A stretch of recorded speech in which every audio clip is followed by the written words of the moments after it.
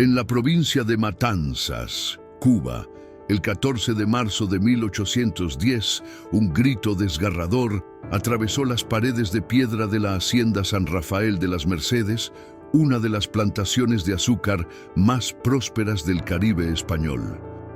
Aquel grito no provenía de los campos donde 847 esclavos trabajaban bajo el sol inclemente, sino de la habitación principal de la casona colonial, donde don Sebastián Ignacio de Montemayor y Villalobos, patriarca de 63 años de la familia más poderosa de la región, acababa de descubrir el cuerpo sin vida de su hijo mayor. Nadie imaginó entonces que aquella muerte, atribuida inicialmente a un paro cardíaco, era apenas la primera pieza de un plan de venganza tan meticuloso, tan paciente, tan calculado, que tomaría exactamente 4 décadas en completarse. Lo que comenzó aquel día de marzo terminaría convirtiéndose en el secreto más oscuro de Cuba colonial, una historia de justicia implacable que cobró las vidas de 17 miembros de una misma familia, ejecutada por las manos de un solo hombre, un esclavo llamado Tomás de la Providencia, quien había aprendido que la venganza más perfecta no es aquella que se sirve caliente en un arrebato de ira, sino aquella que se cocina lentamente durante décadas, con la paciencia infinita de quien no tiene absolutamente nada que perder excepto su sed de justicia. La hacienda San Rafael de las Mercedes se extendía sobre 15.000 acres de tierra fértil en el corazón de la región azucarera de Matanzas, a 47 kilómetros al este de La Habana. Sus campos de caña se mecían como un mar verde bajo el viento caribeño, mientras sus 3 trapiches procesaban día y noche la cosecha que generaba más de 200.000 pesos de oro anuales para la familia Montemayor y Villalobos. La familia había llegado a Cuba en 1765, procedente de Andalucía, con privilegios reales otorgados por la corona española para explotar las tierras confiscadas a familias criollas rebeldes. Don Sebastián Ignacio, el patriarca, había construido un imperio basado en 3 pilares: mano de obra esclava abundante, conexiones políticas con el capitán general en La Habana y una crueldad metódica que mantenía a sus trabajadores en perpetuo terror. La casona principal, con sus columnas blancas y sus balcones de hierro forjado importado de Sevilla, se alzaba como un monumento a la opulencia en medio de los barracones de madera donde dormían hacinados los esclavizados. En total, 17 miembros de la familia Montemayor vivían en aquella propiedad o la visitaban regularmente. El patriarca y su esposa, doña Inés Catalina de Mendoza y Sotomayor, sus 5 hijos varones con sus respectivas esposas, 8 nietos, y el hermano menor del patriarca, don Alfonso Eduardo de Montemayor y Villalobos, quien administraba las finanzas de la hacienda desde una oficina en el 2º piso de la casa principal. Tomás de la Providencia había llegado a San Rafael de las Mercedes en 1788, con apenas 8 años de edad, en un barco negrero procedente de la costa de Angola. Su nombre original se había perdido durante la travesía del Atlántico, reemplazado por el nombre católico que le impusieron en el mercado de esclavos de La Habana, donde fue comprado por 120 pesos de plata por don Sebastián Ignacio personalmente. El patriarca había visto algo en aquel niño de ojos intensos y constitución fuerte que le pareció prometedor para el trabajo en los campos. Durante sus primeros años en la hacienda, Tomás trabajó en las cuadrillas infantiles que limpiaban los establos y ayudaban en la cocina. A los 12 años fue trasladado a los campos de caña, donde aprendió el ritmo implacable del corte bajo el sol caribeño que quemaba la piel y secaba el alma. A los 15 años, por demostrar inteligencia poco común, fue asignado como ayudante del mayordomo de la casa principal, un esclavo mulato llamado Esteban, que le enseñó a leer y escribir en secreto, utilizando periódicos viejos y libros de contabilidad desechados. A los 18 años, Tomás ya hablaba español con perfección, entendía los números mejor que muchos hombres libres y había desarrollado una habilidad extraordinaria para volverse invisible, para estar presente en las habitaciones sin que nadie notara su presencia, para escuchar conversaciones que no estaban destinadas a sus oídos. Era el sirviente perfecto, silencioso, eficiente, obediente, con una expresión perpetua de humildad en el rostro que nunca revelaba lo que pensaba realmente. El 23 de enero de 1810, a las 11:30 de la noche, la vida de Tomás de la Providencia cambió para siempre. Aquella noche, don Rodrigo Felipe de Montemayor, el tercer hijo del patriarca, un hombre de 28 años, conocido por su temperamento violento y sus excesos con el alcohol, regresó borracho de una visita a La Habana. Tomás estaba limpiando los candelabros del comedor principal, cuando escuchó gritos provenientes de los barracones de las mujeres. Corrió hacia allí junto con otros esclavos y encontró una escena que quedaría grabada en su mente para siempre. Don Rodrigo Felipe había arrastrado a Esperanza, una joven esclava de 16 años que trabajaba en la cocina, hacia su habitación privada en el anexo de la casa principal. Los gritos de Esperanza atravesaban la noche húmeda del Caribe. Tomás intentó intervenir, olvidando por un momento las consecuencias de tal atrevimiento. Don Rodrigo Felipe lo golpeó con el mango de su látigo, abriéndole una herida profunda en la frente que sangró abundantemente. Cuando Tomás finalmente logró entrar en la habitación, encontró a Esperanza tendida en el suelo de madera, su vestido rasgado, sus ojos vidriosos mirando el techo sin ver nada. Ella había sido su compañera desde la infancia, la única persona en aquella hacienda que conocía los sueños que Tomás guardaba en secreto, los planes de fuga que nunca se concretaron, las esperanzas de libertad que se marchitaban cada día bajo el sol implacable de los cañaverales. Esperanza murió 3 días después, el 26 de enero de 1810, a las 4:15 de la madrugada. El médico de la hacienda, un hombre llamado don Andrés Gutiérrez, que visitaba la propiedad 2 veces por semana, registró en su informe que la causa de muerte había sido fiebres repentinas de origen desconocido. Nadie investigó más. Nadie preguntó por las marcas en su cuerpo. Nadie castigó a don Rodrigo Felipe.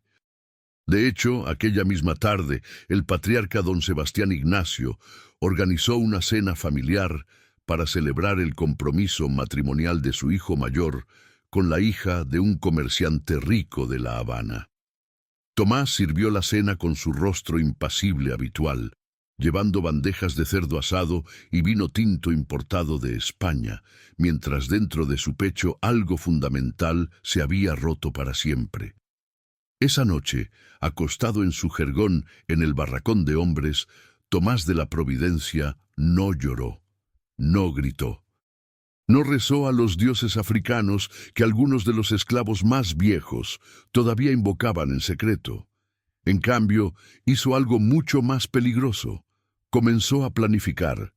Comprendió con claridad absoluta que un esclavo no podía obtener justicia a través del sistema legal español, que estaba diseñado precisamente para proteger a hombres como los Montemayor. Comprendió que la venganza inmediata sería suicida y además insuficiente. Matar a don Rodrigo Felipe en un arrebato de ira solo resultaría en su propia muerte inmediata, probablemente por tortura pública para servir de ejemplo. No. Lo que Tomás decidió aquella noche fue algo mucho más ambicioso, mucho más terrible. Eliminar metódicamente a toda la familia Montemayor, uno por uno, durante décadas si era necesario, haciendo que cada muerte pareciera natural o accidental, convirtiéndose en el ángel de la muerte invisible que lentamente destruiría la dinastía completa. Y si crees que ya sabes cómo termina esta historia de venganza, quédate hasta el final, porque lo que Tomás de la Providencia logró ejecutar durante los siguientes 40 años desafía toda lógica, toda probabilidad, y representa uno de los casos más extraordinarios de paciencia y determinación en la historia del Caribe colonial. Lo que comenzó con la muerte de Esperanza, terminó con la extinción completa de una de las familias más poderosas de Cuba. Y el método utilizado fue tan sutil, tan perfectamente calculado, que nadie sospechó la verdad hasta que ya era demasiado tarde. El plan de Tomás requería 3 elementos fundamentales que él no poseía en 1810: conocimiento, acceso y paciencia. Durante los siguientes 2 años se dedicó metódicamente a adquirir los 3. Primero, el conocimiento. Tomás comenzó a estudiar en secreto todo lo que podía sobre venenos, enfermedades y accidentes. Aprovechaba cada visita del médico don Andrés Gutiérrez para escuchar conversaciones sobre síntomas y tratamientos, memorizando información sobre qué dolencias podían simular muerte natural. Robaba páginas sueltas de los libros médicos del doctor cuando éste los dejaba desatendidos en la biblioteca de la casa principal. Aprendió sobre plantas venenosas que crecían en los alrededores de la hacienda: la hoja de la adelfa, las semillas del ricino, los frutos del manzanillo.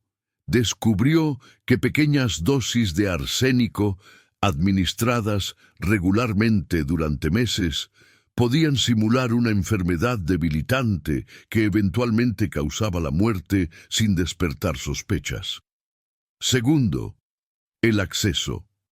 Para esto, Tomás necesitaba consolidar su posición dentro de la casa principal, convertirse en alguien tan indispensable, tan confiable, que tuviera acceso a todas las habitaciones, todas las comidas, todos los momentos privados de la familia.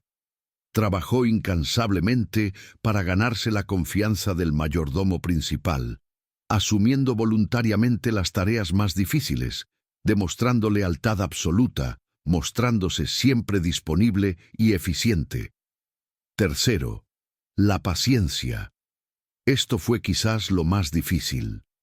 Cada día que veía a don Rodrigo Felipe caminar libremente por la hacienda, cada noche que escuchaba las risas de la familia durante sus cenas opulentas, sentía el impulso casi irresistible de actuar inmediatamente. Pero se contenía, esperaba. Planificaba cada detalle con la meticulosidad de un arquitecto diseñando una catedral. La primera muerte ocurrió el 14 de marzo de 1810, exactamente un mes y medio después de la muerte de Esperanza. Don Carlos Augusto de Montemayor, el hijo mayor del patriarca, tenía 32 años y gozaba de salud excelente. Era un hombre robusto, aficionado a la equitación y la caza, que administraba personalmente el trapiche principal de la hacienda. Aquella tarde de marzo, después de inspeccionar los campos de caña, don Carlos Augusto regresó a la casa principal quejándose de un dolor de cabeza intenso. Tomás, quien ese día servía en el comedor, observó discretamente mientras el joven amo rechazaba la cena y se retiraba temprano a su habitación. A las 2:30 de la madrugada del 15 de marzo, los gritos de su esposa, doña Beatriz Fernández de Montemayor, despertaron a toda la casa. Don Carlos Augusto había sufrido convulsiones violentas durante la noche y ahora yacía muerto en su cama, con espuma seca en los labios y los ojos abiertos en una expresión de terror. El médico don Andrés Gutiérrez llegó al amanecer y examinó el cuerpo durante 2 horas. Su diagnóstico oficial fue apoplejía fulminante, una condición cerebral súbita que, según explicó a la familia devastada, podía ocurrir incluso en hombres jóvenes y aparentemente sanos. El funeral se celebró 3 días después, en la capilla de la hacienda. Con un sermón del padre Domingo Hidalgo, sobre la voluntad inescrutable de Dios. Tomás estuvo presente en la parte trasera de la capilla reservada para los esclavos, con la cabeza inclinada en señal de duelo, sus manos juntas en oración. Nadie notó la expresión de satisfacción fría que cruzó brevemente su rostro cuando el ataúd de don Carlos Augusto fue sellado. Nadie sospechó que aquellas convulsiones habían sido causadas por una dosis cuidadosamente calculada de extracto de adelfa que Tomás había añadido a la jarra de agua que don Carlos Augusto mantenía junto a su cama, agua que él bebía cada noche antes de dormir. Durante los siguientes 8 años, Tomás no hizo nada. Esperó, trabajó, observó. Esta pausa era deliberada y esencial para su plan. Si las muertes ocurrían demasiado cerca una de otra, incluso la familia más confiada comenzaría a sospechar.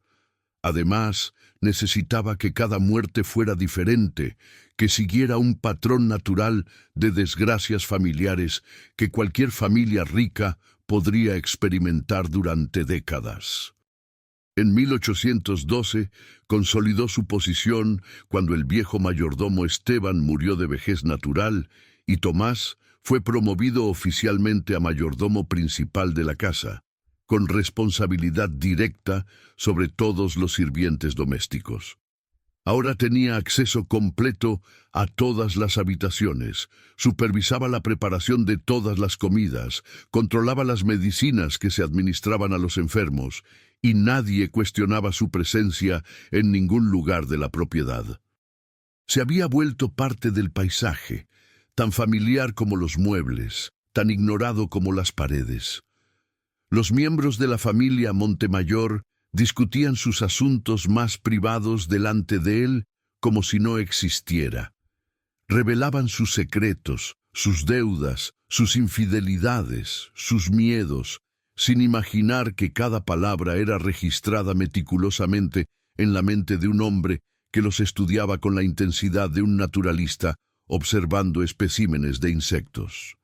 La segunda muerte llegó el 7 de octubre de 1818, 8 años y 7 meses después de la primera. Don Alfonso Eduardo de Montemayor y Villalobos, el hermano menor del patriarca que administraba las finanzas, tenía 54 años y sufría de gota crónica que le causaba dolores intensos en las articulaciones. Don Alfonso Eduardo era conocido por su temperamento irascible y su adicción al ron cubano, que bebía copiosamente cada tarde mientras revisaba los libros de contabilidad en su oficina del segundo piso. Durante el mes de septiembre de 1818, don Alfonso Eduardo comenzó a quejarse de náuseas persistentes y dolores abdominales que el médico atribuyó inicialmente a problemas digestivos causados por el exceso de alcohol. Tomás, siguiendo órdenes del patriarca don Sebastián Ignacio, asumió la responsabilidad de preparar personalmente las comidas especiales que el médico había recomendado para don Alfonso Eduardo. Caldos suaves, arroz hervido, infusiones de hierbas para calmar el estómago. Nadie sospechó que aquellas infusiones contenían cantidades mínimas de arsénico que Tomás había estado recolectando pacientemente de los raticidas que se usaban en los almacenes de la hacienda, disolviéndolo en agua y guardándolo en un frasco escondido bajo las tablas sueltas del piso de su habitación en el barracón. La dosis era tan pequeña que no causaba síntomas inmediatos, pero se acumulaba en el cuerpo día tras día, semana tras semana.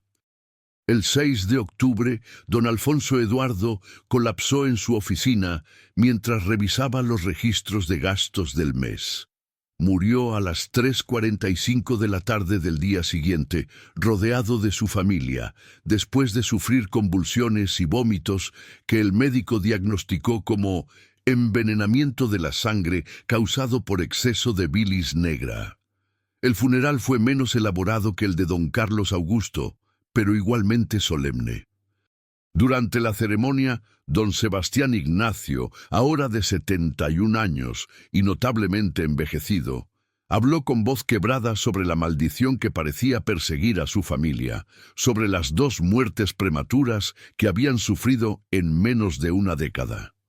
Tomás, de pie en su lugar habitual al fondo de la capilla, escuchó estas palabras sin mostrar emoción alguna en su rostro de 38 años, un rostro que había aprendido a convertir en máscara perfecta. Los años pasaron con ritmo inexorable en San Rafael de las Mercedes. Los campos de caña seguían produciendo sus cosechas, los trapiches seguían moliendo día y noche, los barcos seguían llegando desde África con nuevos cargamentos de seres humanos destinados a la esclavitud.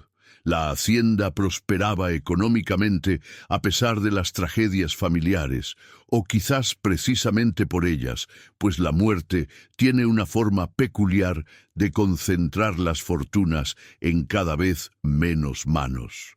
Don Sebastián Ignacio, el patriarca, se aferraba tenazmente a la vida y al control absoluto de sus propiedades, negándose a ceder poder real a sus hijos sobrevivientes a pesar de su edad avanzada. En 1822, cuando cumplió 75 años, organizó una celebración masiva que duró 3 días, con músicos traídos desde La Habana, comida abundante y barriles de ron, que se repartieron incluso entre los esclavos de los campos, un gesto de generosidad calculado para mantener la paz en la hacienda y proyectar imagen de patriarca benevolente.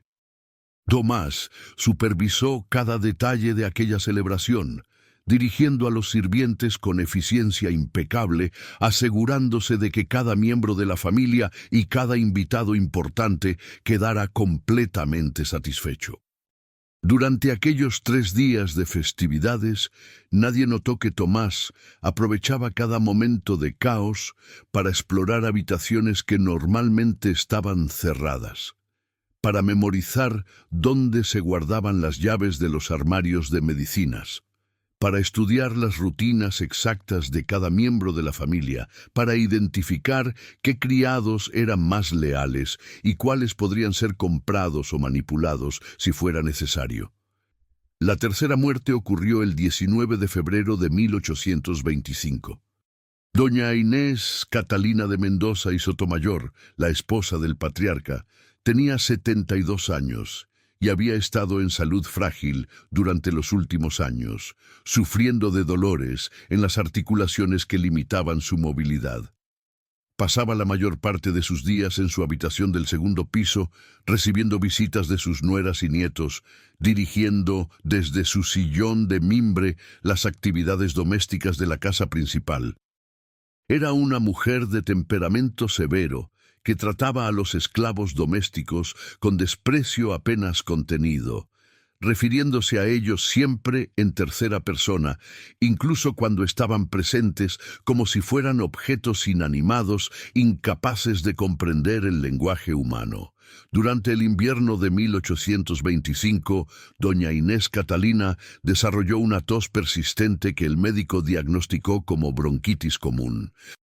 Tomás, siguiendo las instrucciones precisas del doctor don Andrés Gutiérrez, preparaba personalmente las infusiones de hierbas medicinales que debían aliviar la tos, mezclas de eucalipto, miel y limón que la señora bebía 3 veces al día. Lo que el médico no sabía, lo que nadie sabía, era que Tomás añadía a aquellas infusiones pequeñas cantidades de polvo extraído de semillas de ricino que había molido pacientemente durante semanas. La dosis era insuficiente para causar la muerte inmediata, pero debilitaba progresivamente el sistema respiratorio de la anciana mujer. El 18 de febrero, doña Inés Catalina sufrió un ataque de tos tan violento que no pudo recuperar el aliento. Murió a las 6:20 de la mañana del día siguiente, asfixiada, con sus manos aferrando las sábanas de su cama y sus ojos abiertos en expresión de pánico.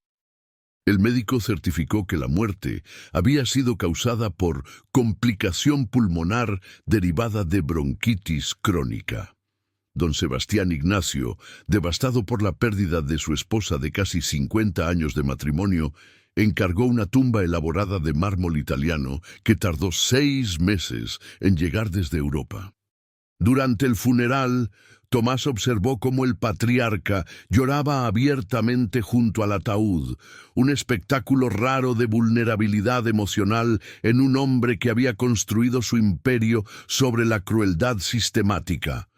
Por primera vez en 15 años, Tomás sintió algo parecido a la duda. No compasión exactamente, sino una pregunta filosófica sobre si el sufrimiento de los culpables justificaba el método que había elegido. La duda duró aproximadamente 3 segundos, hasta que su mente regresó a la imagen de Esperanza, tendida en el suelo de madera aquella noche de 1810, y la determinación regresó más fuerte que nunca. Las muertes comenzaron a acelerarse después de 1825, aunque siempre manteniendo intervalos lo suficientemente largos para evitar sospechas obvias. En 1827, don Francisco Javier de Montemayor, el segundo hijo del patriarca, murió a los 44 años cuando su caballo se asustó durante una tormenta y lo arrojó contra un árbol de ceiba, rompiéndole el cuello instantáneamente. Fue declarado un accidente trágico, y lo fue, excepto por el detalle de que Tomás había estado alimentando secretamente al caballo con pequeñas cantidades de una hierba que causaba nerviosismo extremo en los animales. Una hierba que los viejos esclavos africanos usaban tradicionalmente para hacer que los caballos de los amos se volvieran incontrolables.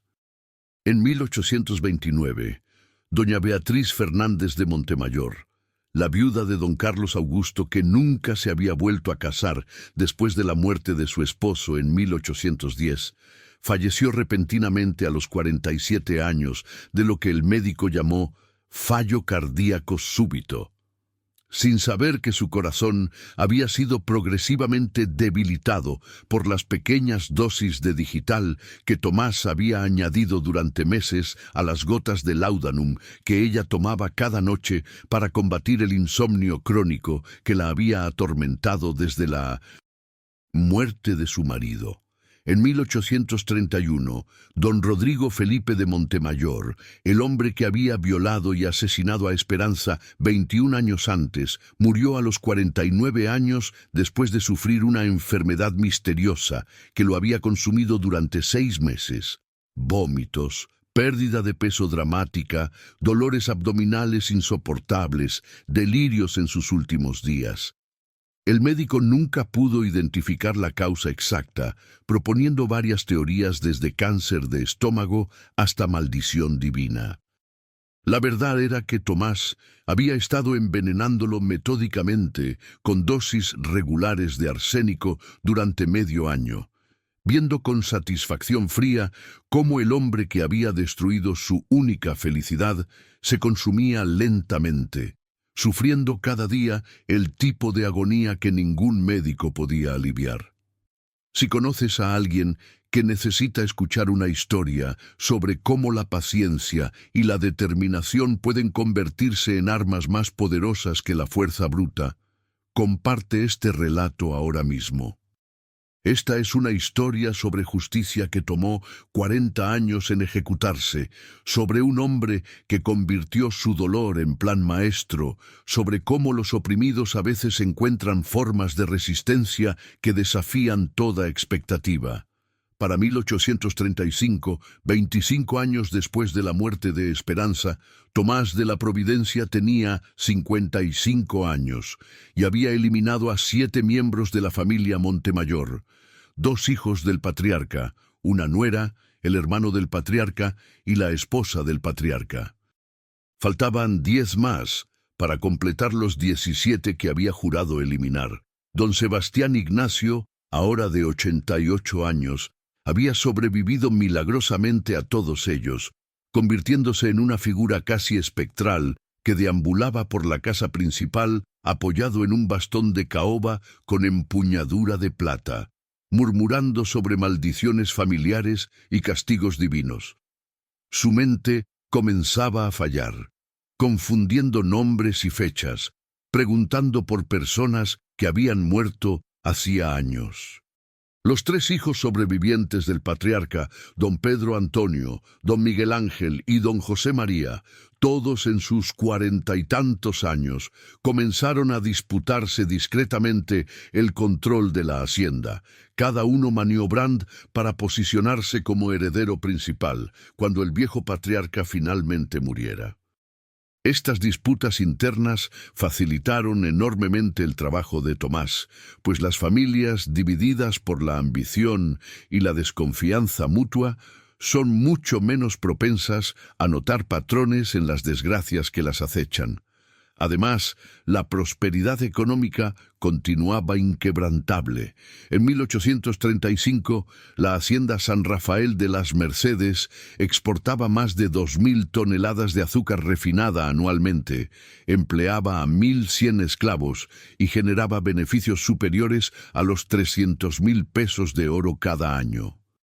La muerte parecía tocar únicamente a la familia propietaria, nunca a los negocios que administraban, lo cual llevó a algunos vecinos supersticiosos a especular que quizás la fortuna de los Montemayor estaba construida sobre algún pacto oscuro que ahora cobraba su precio. En 1836, la quinta muerte en la serie fue don Pedro Antonio de Montemayor, el hijo mayor sobreviviente, quien tenía 51 años y era el candidato más obvio para heredar el control total de la hacienda. Era un hombre corpulento, aficionado a las comidas abundantes y al vino español importado, que consumía en cantidades que alarmaban incluso a sus hermanos. Durante el verano de 1836, don Pedro Antonio comenzó a sufrir episodios de dolor en el pecho que él ignoró tercamente, atribuyéndolos a indigestión causada por las comidas pesadas. Tomás, quien había estado estudiando discretamente los síntomas de las enfermedades cardiovasculares, reconoció los signos de un corazón debilitado que podría fallar completamente con el estímulo adecuado. Durante 3 meses, añadió regularmente cantidades mínimas de estricnina al vino privado de don Pedro Antonio, una botella especial de Rioja Reserva que el amo guardaba en su oficina y de la cual bebía cada tarde después de revisar los libros de contabilidad. La estricnina en dosis pequeñas causaba una tensión cardiovascular imperceptible pero acumulativa. El 12 de septiembre de 1836, a las 5:15 de la tarde, don Pedro Antonio sufrió un infarto masivo mientras firmaba documentos en su escritorio. Murió instantáneamente, colapsando sobre los papeles que quedaron manchados con la tinta derramada de su pluma.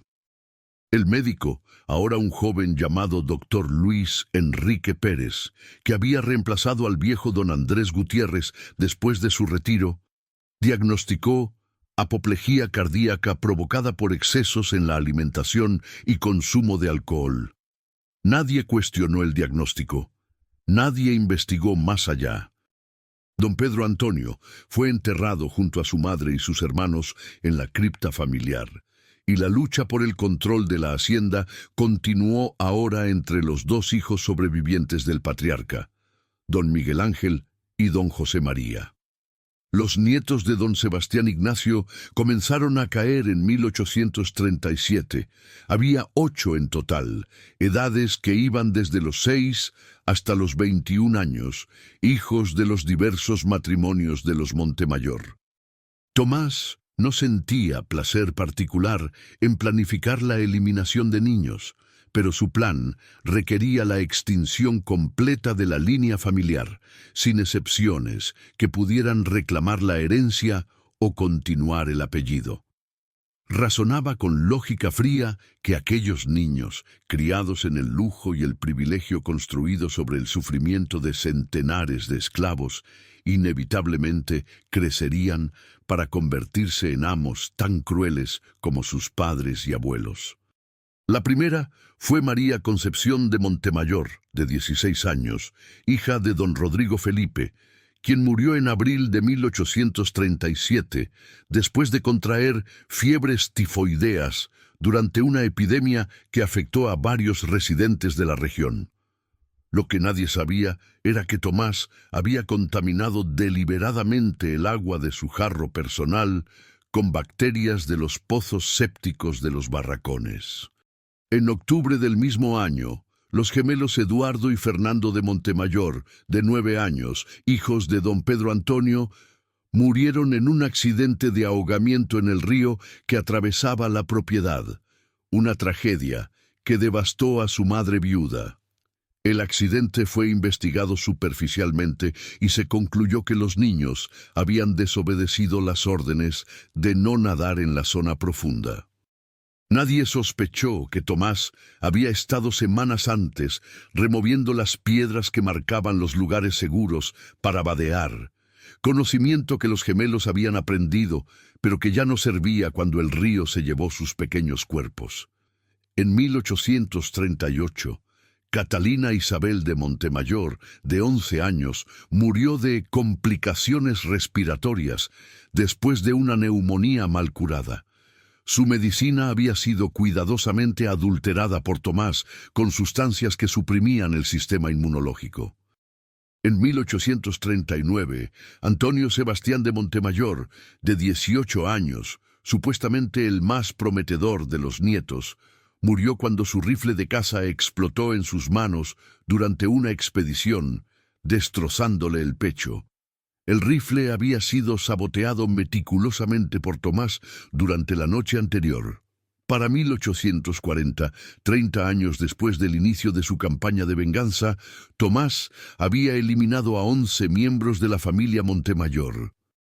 Quedaban 6. El patriarca don Sebastián Ignacio, ahora de 93 años y completamente senil, los 2 hijos sobrevivientes, don Miguel Ángel y don José María, y los 3 nietos restantes. La hacienda San Rafael de las Mercedes había entrado en un período de declive visible. Las disputas constantes entre don Miguel Ángel y don José María habían creado faccionalismo entre los empleados y administradores. La producción de azúcar había disminuido porque ninguno de los hermanos tenía la habilidad administrativa de sus predecesores. Las deudas comenzaban a acumularse. Los rumores sobre la maldición de los Montemayor se habían extendido por toda la provincia de Matanzas, y algunas familias de la aristocracia local comenzaban a evitar los contactos sociales con los sobrevivientes, como si la muerte fuera contagiosa. Tomás, ahora de 60 años, con el cabello completamente gris y la espalda ligeramente encorvada por décadas de trabajo, continuaba desempeñando sus funciones como mayordomo principal con la eficiencia inquebrantable de siempre. Era una presencia tan familiar, tan constante, que nadie en la hacienda podía imaginar el lugar sin él. Los esclavos más jóvenes que habían llegado en años recientes lo veían como una figura paternal, alguien que conocía todos los secretos de la casa principal y que ocasionalmente los protegía de los castigos más severos, intercediendo discretamente ante los amos.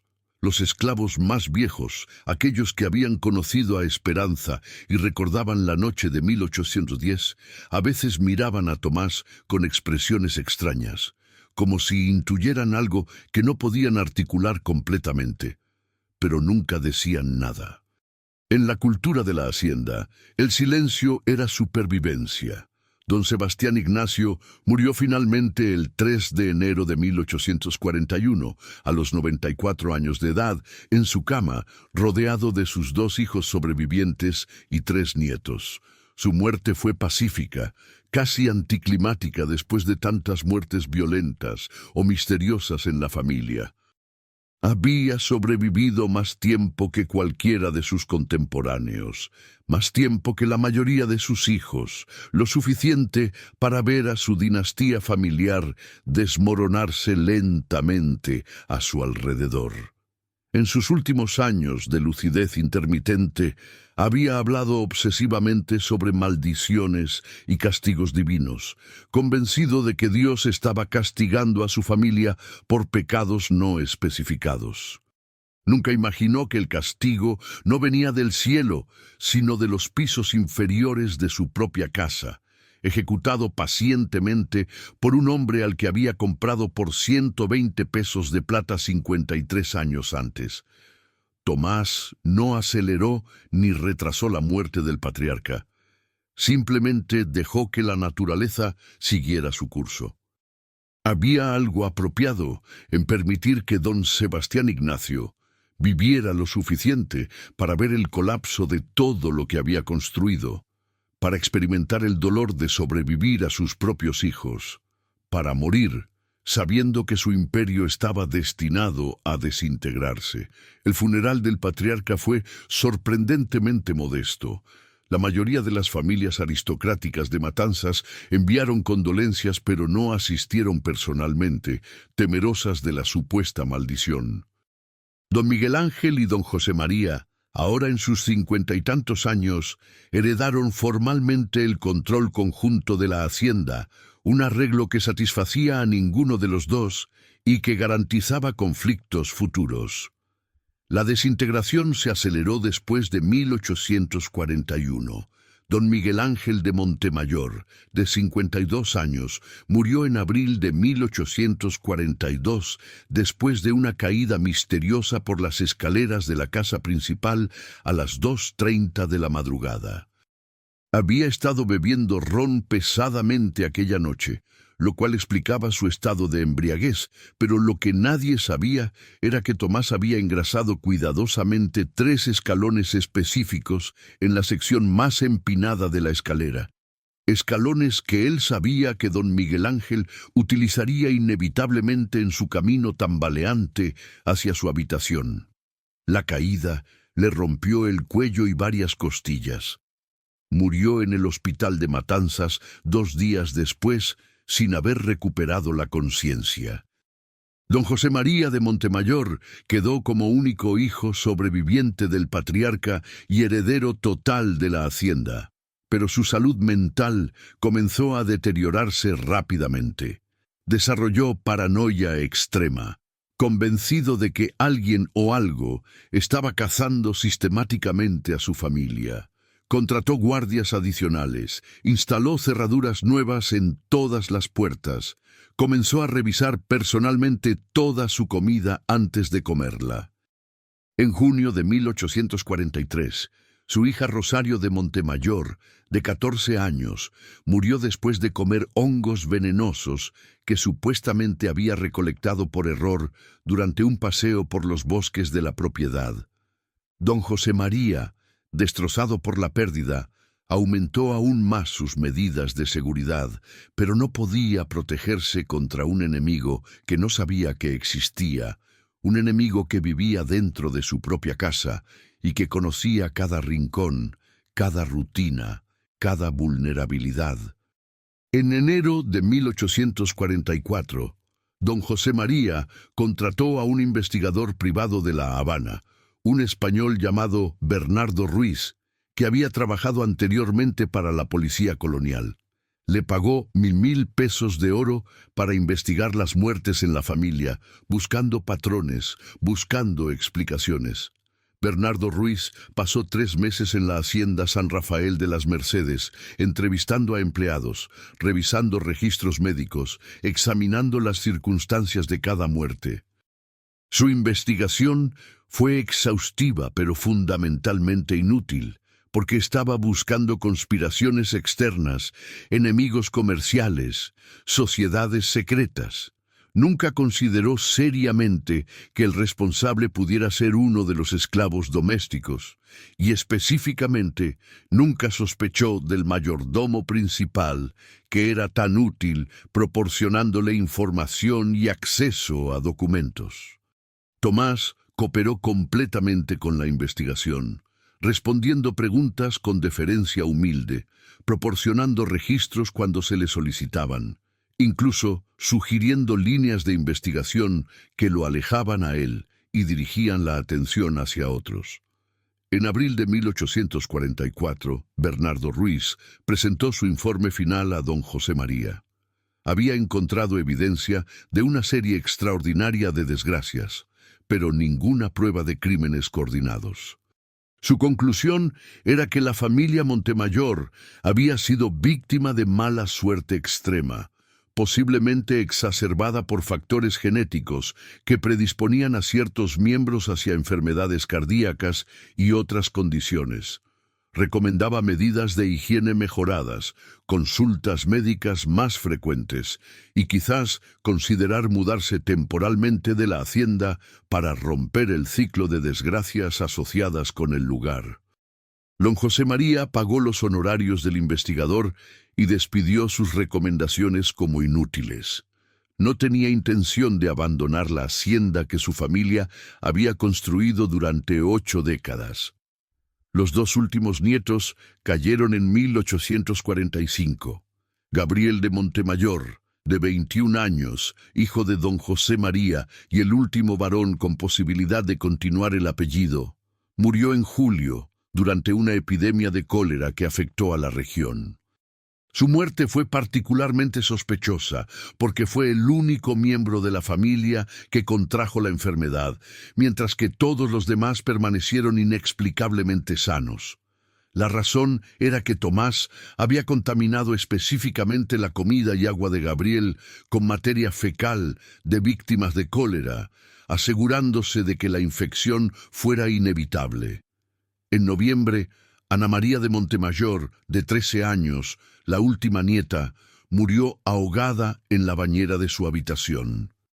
El médico concluyó que había sufrido un desmayo mientras se bañaba y se había resbalado bajo el agua.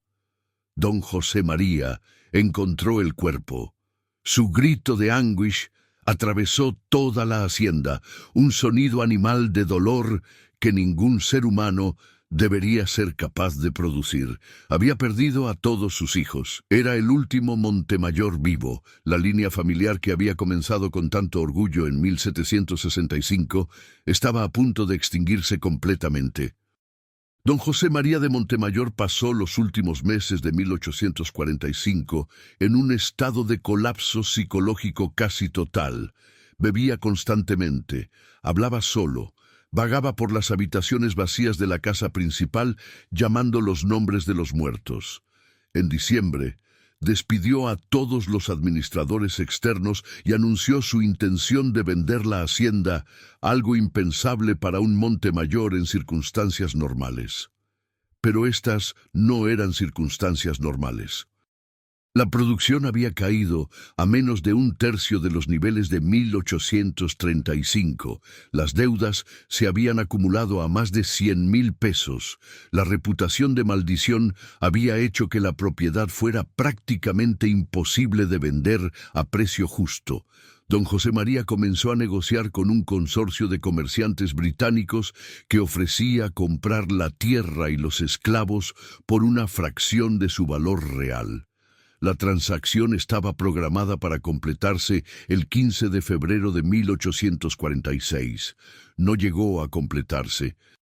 En la madrugada del 3 de febrero de 1846, a las 4:45, don José María de Montemayor fue encontrado muerto en su habitación. Había ingerido una dosis masiva de láudano mezclado con arsénico, una combinación letal que no dejaba ninguna posibilidad de supervivencia. Junto a su cuerpo había una nota manuscrita que decía simplemente: «No puedo más, que Dios tenga piedad de mi alma maldita». El médico certificó la muerte como suicidio causado por melancolía extrema y desequilibrio mental. El cuerpo fue enterrado junto a los demás Montemayor en la cripta familiar. No hubo funeral formal. No quedaba familia para organizarlo. El consulado español en La Habana asumió el control de los activos de la hacienda para liquidarlos y pagar las deudas pendientes. Tomás de la Providencia había completado su misión. 36 años después de la muerte de Esperanza, 17 miembros de la familia Montemayor estaban muertos. La dinastía estaba extinguida. La hacienda San Rafael de las Mercedes sería vendida, dividida y eventualmente desmantelada. En abril de 1846, 2 meses después de la muerte de don José María, Los nuevos administradores temporales nombrados por el consulado español comenzaron a preparar el inventario completo de la propiedad para la venta. Como parte de la liquidación, anunciaron que todos los esclavos domésticos serían vendidos a otras haciendas para recuperar parte del valor de los activos. Tomás, a sus 66 años, escuchó la noticia sin mostrar emoción visible. Había sabido siempre que este momento llegaría eventualmente. Había planificado para ello. Durante los últimos 5 años, había estado guardando secretamente pequeñas cantidades de dinero que robaba de las cuentas de la casa, monedas que los amos nunca notaban que faltaban, centavos acumulados pacientemente hasta sumar poco más de 80 pesos. Era insuficiente para comprar su propia libertad legal, pero era suficiente para otras cosas. El 7 de mayo de 1846, 3 días antes de que los esclavos domésticos fueran trasladados a La Habana para ser vendidos en subasta, Tomás desapareció de la hacienda San Rafael de las Mercedes. Simplemente no apareció para el desayuno. Su habitación en el barracón estaba vacía. No dejó nota ni mensaje. Los administradores organizaron búsquedas en los alrededores, pero fueron búsquedas medio entusiastas. Un esclavo viejo de 66 años no representaba gran valor económico, y con todos los problemas que enfrentaban con la liquidación de la propiedad, no tenían tiempo ni recursos para perseguir a un fugitivo. Después de una semana, abandonaron la búsqueda y registraron a Tomás de la Providencia como fugado, presunto muerto en el campo. La verdad era que Tomás no había huido hacia el campo ni hacia los palenques de cimarrones en las montañas. Había huido hacia La Habana, específicamente hacia el barrio de Extramuros, donde vivía una comunidad de libertos y mulatos que ocupaban una zona gris en la estructura social colonial. Usando el dinero que había ahorrado, compró documentos falsos que lo identificaban como Tomás Providencia, un liberto nacido en Cuba, carpintero de oficio. Los documentos eran toscamente falsificados y no habrían resistido inspección seria de las autoridades, pero en los barrios pobres de La Habana, donde miles de personas vivían en los márgenes de la legalidad, nadie miraba muy de cerca. Tomás alquiló una pequeña habitación en una casa de vecindad, encontró trabajo ocasional reparando muebles para comerciantes locales y se fundió en la masa anónima de trabajadores pobres que mantenía funcionando la capital colonial. Era invisible nuevamente, pero ahora por elección y no por obligación. Durante los siguientes 4 años, vivió en paz relativa, sin hablar nunca con nadie sobre su pasado, sin mencionar jamás la hacienda San Rafael de las Mercedes ni la familia Montemayor. Se había convertido en fantasma de sí mismo, un hombre sin historia que existía únicamente en el presente perpetuo de cada día de supervivencia en las calles de La Habana. Tomás de la Providencia murió el 23 de agosto de 1850, a los 70 años de edad, en el Hospital de San Juan de Dios en La Habana, donde había sido llevado después de colapsar en la calle debido a una enfermedad pulmonar que los médicos no pudieron identificar precisamente. No tenía familia conocida ni propiedades que dejar. El sacerdote que administró los últimos sacramentos anotó en el registro que el moribundo había pedido confesarse, pero que durante la confesión había hablado incoherentemente sobre justicia completada y cuentas saldadas sin proporcionar detalles comprensibles. Tomás fue enterrado en una fosa común del cementerio de Colón, sin lápida ni marcador, junto con otros pobres y marginados de la sociedad colonial. Su muerte no fue registrada en ningún periódico. No hubo funeral ni ceremonia. Simplemente dejó de existir en los registros oficiales de la isla de Cuba. Lo que sí dejó fue un legado extraordinario que nadie conocía excepto él mismo. Había logrado algo que ningún esclavo en la historia de Cuba colonial había logrado antes o volvería a lograr después. Había destruido completamente una de las familias más poderosas del Caribe. Había ejecutado una campaña de venganza que duró 40 años. Había matado a 17 personas sin ser descubierto jamás, y había muerto libre, fuera del alcance del sistema que lo había esclavizado. Había convertido su sufrimiento en estrategia, su dolor en paciencia, su impotencia en poder absoluto sobre las vidas de sus opresores. La hacienda San Rafael de las Mercedes fue finalmente vendida en 1847 a un consorcio de inversionistas británicos por menos de un tercio de su valor en los años de prosperidad. Los nuevos propietarios intentaron revivir la producción de azúcar, pero nunca lograron recuperar los niveles anteriores. La superstición sobre la maldición de los Montemayor persistió, y muchos trabajadores libres se negaban a aceptar empleo allí. En 1851, la propiedad fue subdividida y vendida en parcelas más pequeñas a diferentes compradores. Los trapiches fueron desmantelados, los barracones de esclavos fueron demolidos.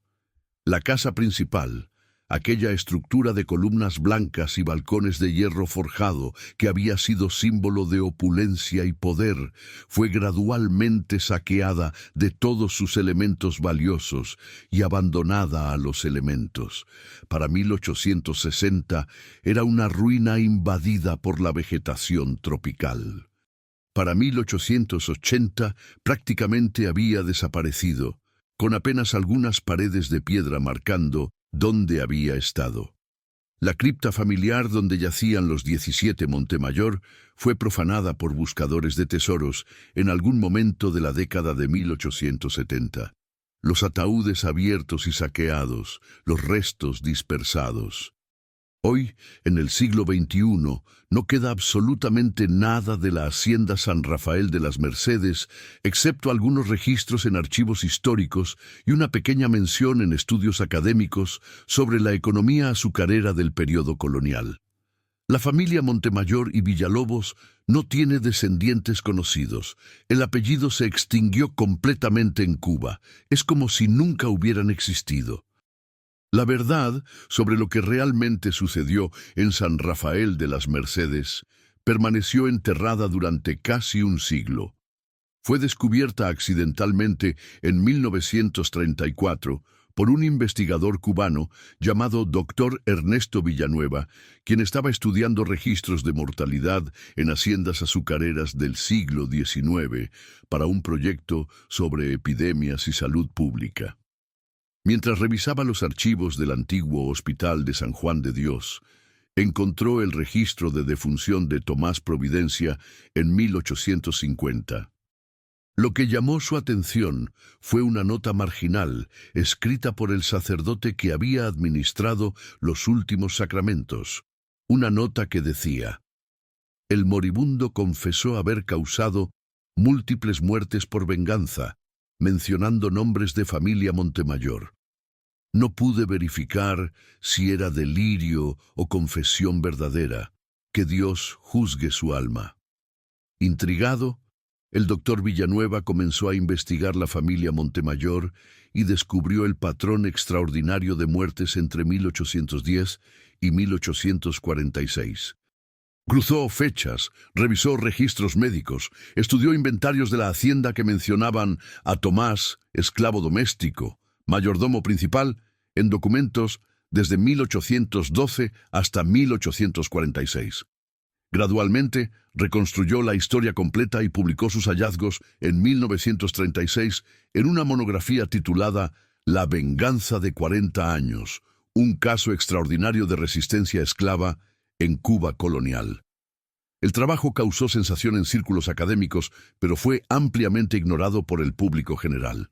La historia de Tomás de la Providencia permaneció como nota al pie en la historiografía académica hasta que investigadores modernos, interesados en historias de resistencia esclava, la redescubrieron y comenzaron a analizarla con herramientas forenses y psicológicas contemporáneas.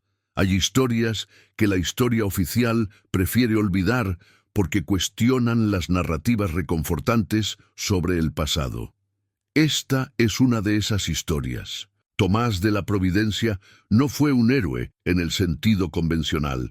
Fue un asesino serial que mató deliberadamente a 17 personas, incluyendo niños.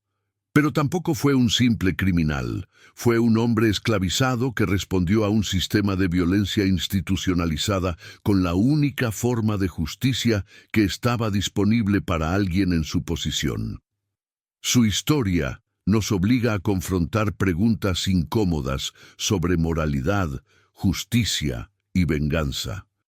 ¿Tenía derecho a tomar tantas vidas en respuesta a la muerte de Esperanza y a las injusticias que presenció durante décadas?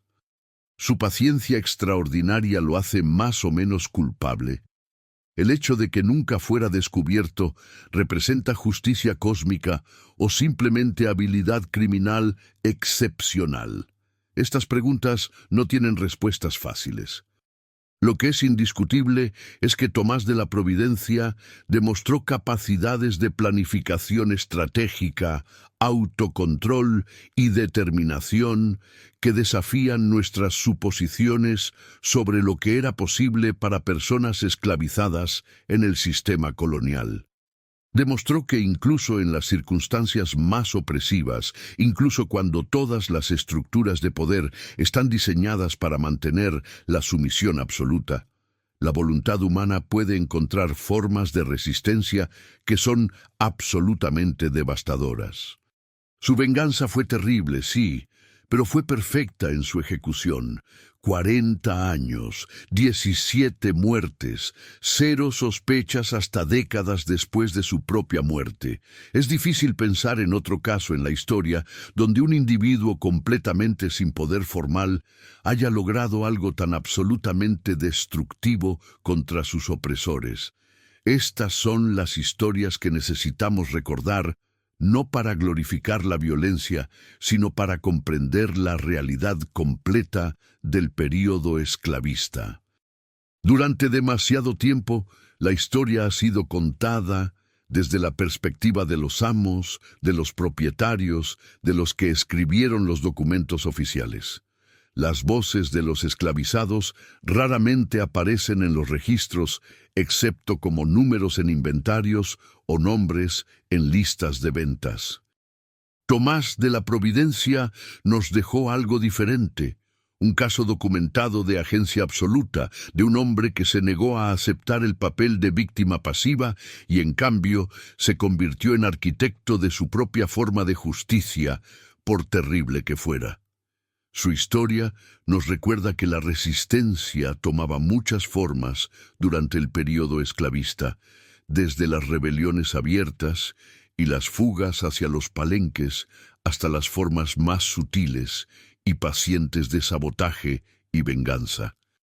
No todas estas formas de resistencia son moralmente equivalentes, pero todas son históricamente importantes para comprender cómo las personas esclavizadas mantuvieron su humanidad y su sentido de agencia en sistemas diseñados específicamente para destruir ambas cosas.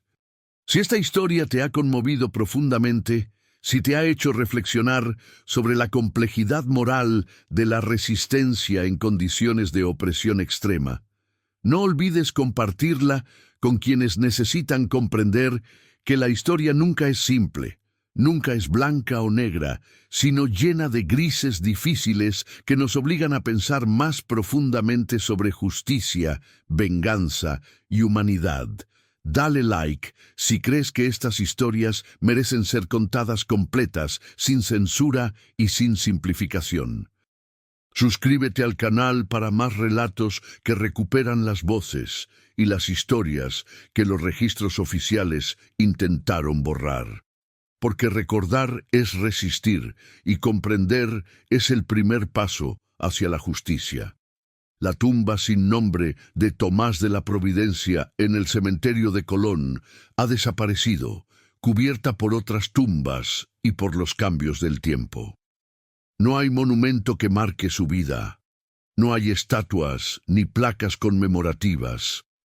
Pero su historia persiste en los archivos, en las investigaciones académicas, en las conversaciones de quienes estudian el período colonial con seriedad. Persiste como recordatorio de que cada sistema de opresión, sin importar cuánto tal parezca, contiene dentro de sí las semillas de su propia destrucción. Persiste como testimonio de que la paciencia puede ser más poderosa que la fuerza, que 40 años de planificación pueden lograr lo que 40 segundos de rabia nunca podrían. Y persiste, sobre todo, como una pregunta sin respuesta fácil. Cuando todos los caminos legales hacia la justicia están cerrados, cuando el sistema está diseñado para perpetuar la injusticia, ¿qué formas de resistencia son justificables? La historia no nos da respuestas reconfortantes, solo nos da hechos. Un hombre esclavizado, una familia de amos crueles, 40 años de venganza metódica, 17 muertes, una dinastía extinguida y un secreto que tardó 84 años en revelarse. Bajo el sol implacable del Caribe colonial, donde las plantaciones de azúcar se construyeron sobre océanos de sufrimiento humano, un solo hombre demostró que incluso el más impotente puede encontrar poder si está dispuesto a dedicar toda una vida a un solo propósito. Que cada cual juzgue por sí mismo si ese poder fue justicia o si fue simplemente otra forma de la violencia que lo creó.